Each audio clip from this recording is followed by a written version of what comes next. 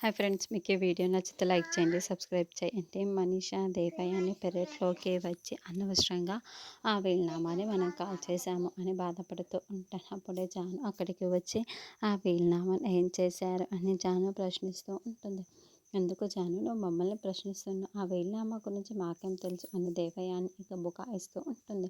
అవును అని మనిషా కూడా అంటుంది. లేదు, ఆ వీలునామాని మీరే ఏదో ఒకటి చేశారు అని నాకు అర్థమైపోయింది. మర్యాదగా నిజం చెప్పండి, ఆ వీలునామా ఏం చేశారు అని జాను నిలదీస్తూ ఉంటుంది.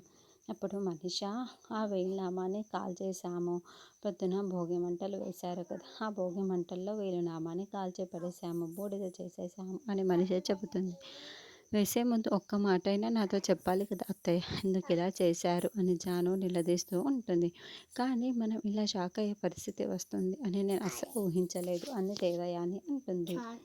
అప్పుడే వివేక్ క్లాప్స్ కొట్టుకుంటూ వీళ్ళ దగ్గరికి వస్తూ ఉండటంతో, చూడు మనీషా దేవయ్య అనే ముగ్గురు చాలా షాకింగ్గా వివేక్ వైపుకు చూస్తూ ఉంటారు. మనీషా వీలునామా కాల్ చేసింది కాబట్టే ఇప్పుడు ఆస్తి జాను సొంతం కాలేదు అని మనీషా జాను కుట్ర గురించి వివరిస్తాడు అన్నది నెక్స్ట్ ఎపిసోడ్లో చూద్దాం.